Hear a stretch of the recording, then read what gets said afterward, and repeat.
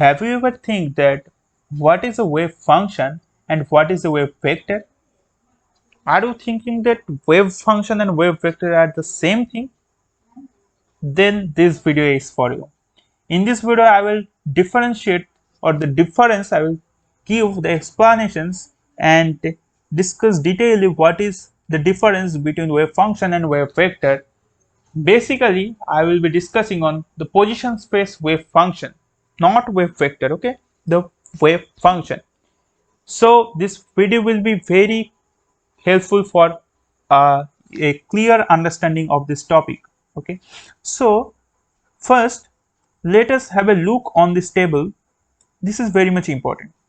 These left hand side expressions are for discrete systems, okay, and for continuous spectra we just convert these distinct values or discrete spectra to this continuous spectra like this. You can easily understand that. Let us understand that. First, this is the completeness theorem. Now what is completeness theorem? I have made a separate video dedicatedly explaining the concept.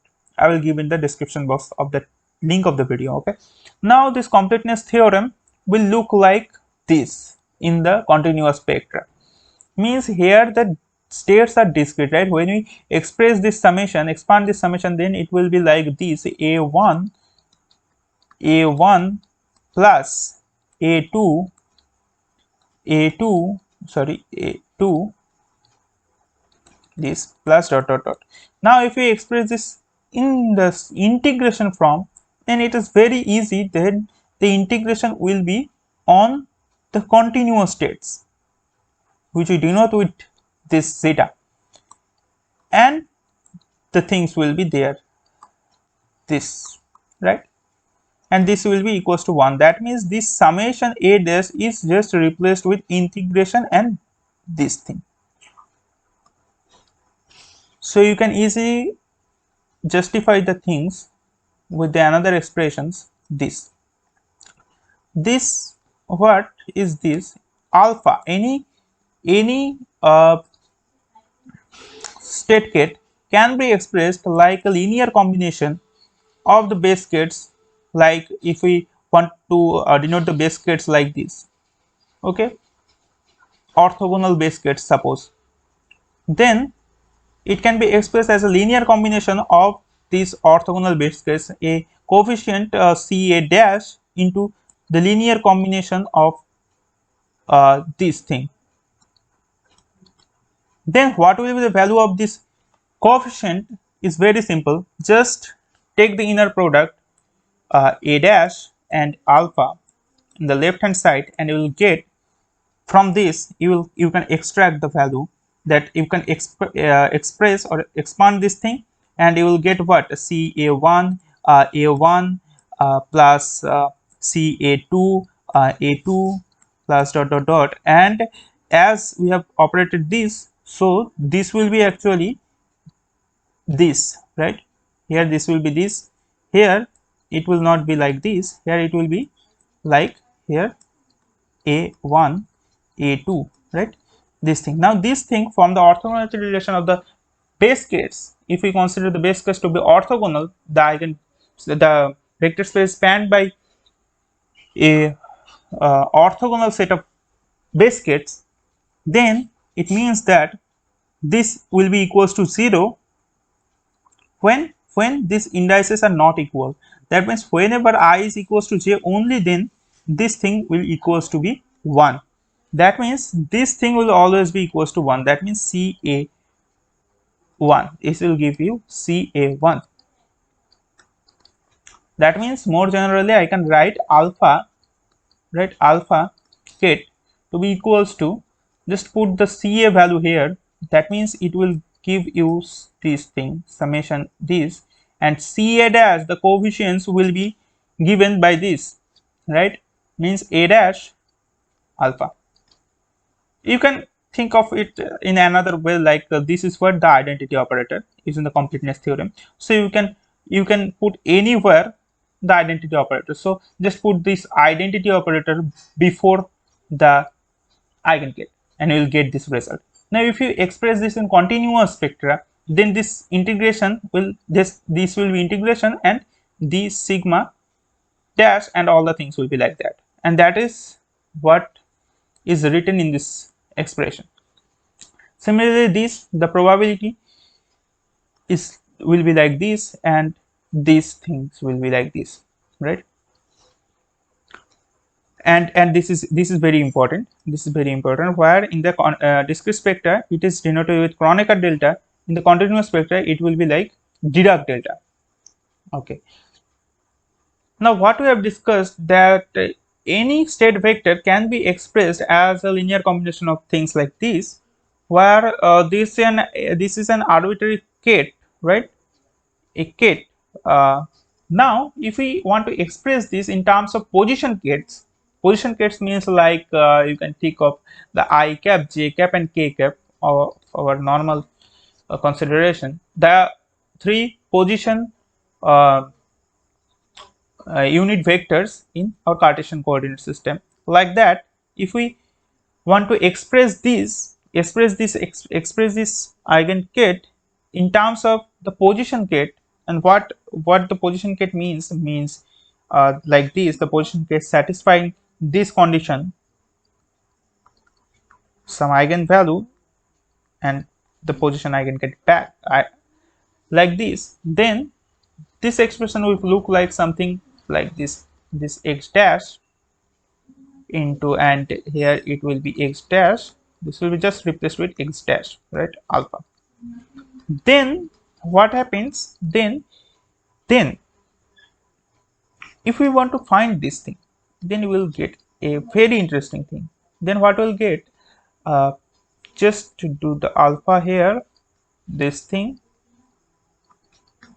alpha, this is x dash. Now what we have get from here, this I can write like this is x. Okay, so this is what x dash alpha is complex conjugate into x dash alpha, and there is summation x dash, so it will give us x dash and alpha mod square, right? There is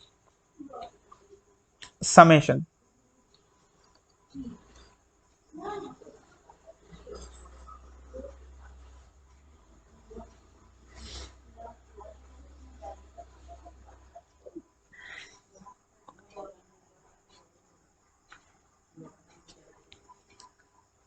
Now just transform or convert this summation into continuous vector, then we will get integration into dx dash, right? Dx dash, and here this thing x dash and alpha, it's mod square.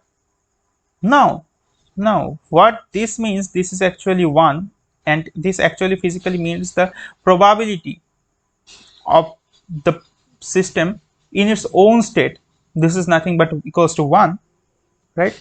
And this is what the chi square, right? What we know in the normal wave mechanics, this is what the chi square, and we know chi square means what, chi star chi, this is actually mod of chi square.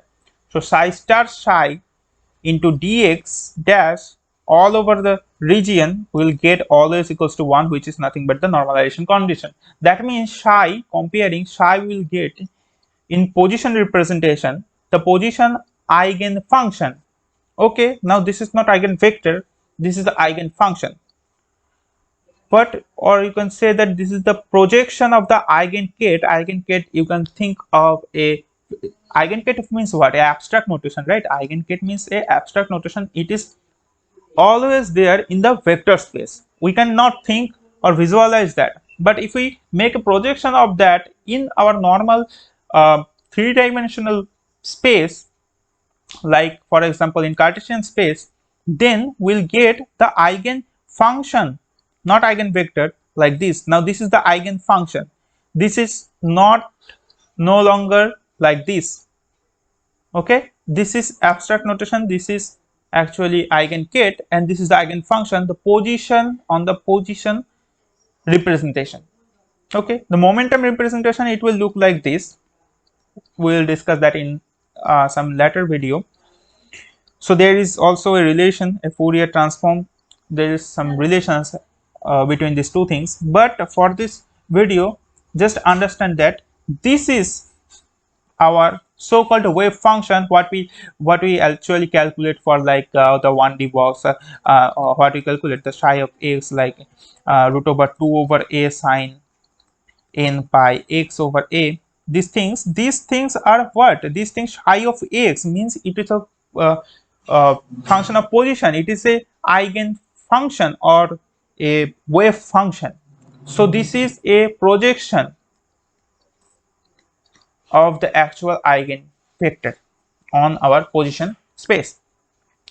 Now, so what will this thing means, beta, this inner product means? Let us understand that, and then after that we'll discuss what is meant by a expectation value. So what this means, just convert it into a, okay, now beta and alpha we know that can be expressed like this thing, right? This is this thing, alpha can be expressed like this, and there is a summation x dash. Now take the summation into integration, then it will look like beta and x dash, and then x dash, and then alpha, and then dx dash. Now transform this into things like this. Star means this is psi star, actually psi beta star you can say. So it will look like this thing, psi beta star psi alpha into, and this all are what? This all are function of position into dx dash, and this is the integration. So this is what this is mean by beta, sorry, beta alpha. Means what is the statement of this thing? This is actually represented, or this is the probability amplitude for the state alpha to be in the state beta, right? The probability of the state alpha, probability amplitude of the state alpha to be found in the state beta. Like the similar, like the way alpha and alpha, it gives us 1, means the probability of that state to be in the state is right 1. Like similar way, this is what the probability amplitude of the state alpha to be in the state beta. What we know in the wave mechanics, right? But we know in this format, and this is the this format in Dirac notation, and this is the relation between these two things, and this is the beautiful relation, right? That these two things, the two concepts, the Dirac notation and the normal our wave mechanics concept, these two things are not separate things. There is this relation, and I hope that you are enjoying this video. So, and the next we'll discuss the expectation value, and from there you will get some another intuition of these things. Suppose beta into some there is some operator, suppose a into alpha. We want to calculate this expectation value, then it will simply look like this, dx dash. There will be double integration because there will be double summation here, right? So double summation, what it means actually, it actually means double summation. One is on x dash and one is on x double dash, suppose. Then beta x dash, then x dash, and a, and then x double dash, and then sorry, this x double dash and alpha, right? This is the matrix element of this is the matrix representation of a, and this is the expectation values, right? So this is this expression. Now these two things will be converted into two integrations, and this will look like dx double prime and psi beta star, and then x prime and a, and x double prime, sorry, x double prime, and then psi alpha x double prime. So you don't need to write that. Now this is the expression, right? Now what it means, it is the matrix elements of a operator. Mind it, it is the elements, it is numbers, it is not operator, but here it is operator. Now let us understand it with a simple example. Suppose the A operator is the position square. Okay,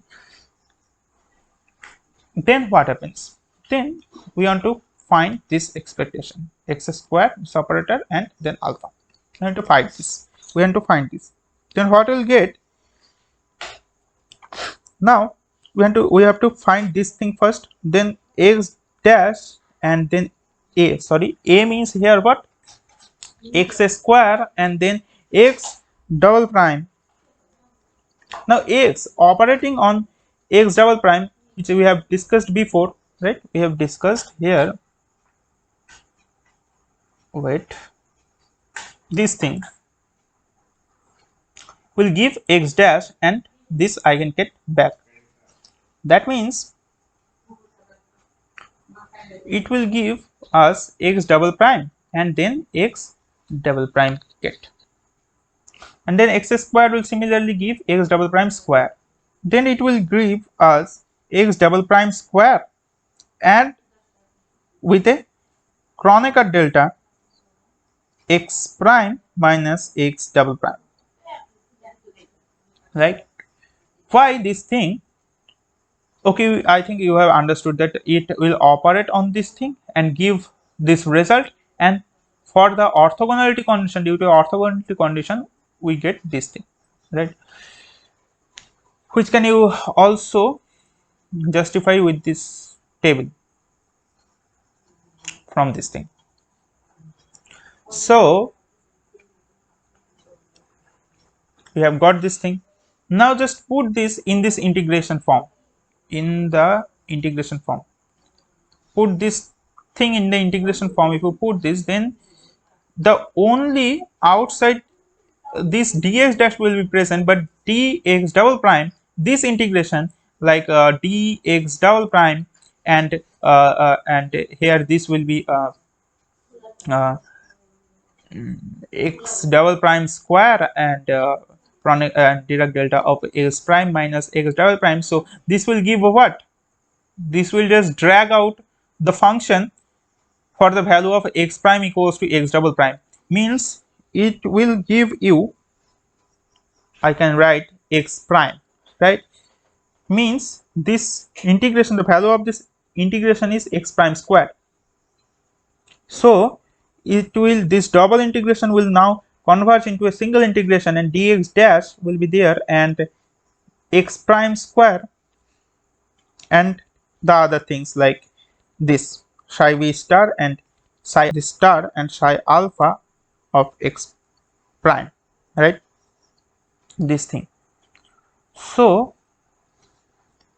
I want to write this clearly, then it will make some sense. This is integration dx prime into, I can write it in a systematic form like this, psi beta star of x prime and then x prime square and then psi alpha into x prime. Now this is what? This is the function, right? F of x prime, and this is what? This is the operator, right? F of x. Mind it, this is the operator and this is the value, right? This is a number. Why number? Because this is what? This is actually this thing, which is a number. Now you may match this concept, this thing that I have written here, with your normal concept of wave mechanics or quantum mechanics. Like if you want to measure the expectation value of this thing, or more simply the expectation value, or more simply the expectation value of x square, then what we'll write? Suppose the eigenfunction is psi, right? Then psi star into the function, right? X square, this sandwiched in between the eigenfunctions, right? This thing and dx integration. This is just similar. This is the same thing, right? And it is how it comes from this concept, from the basic concept of Dirac notation. Okay, from the basic concept of Dirac notation, and from transforming the discrete states, discrete notations to into a continuous spectra, you will get the things like this. So I think that you have understood what is the difference between a what we call a wave function and what we call a wave vector, right? Wave vector is the first thing, and wave function is just a projection of the wave vector in our desirable position space or momentum space. So this is all about today's video. I hope that this video is very much helpful and knowledgeable. Share this video with your friends and take care of yourself. Thanks for watching.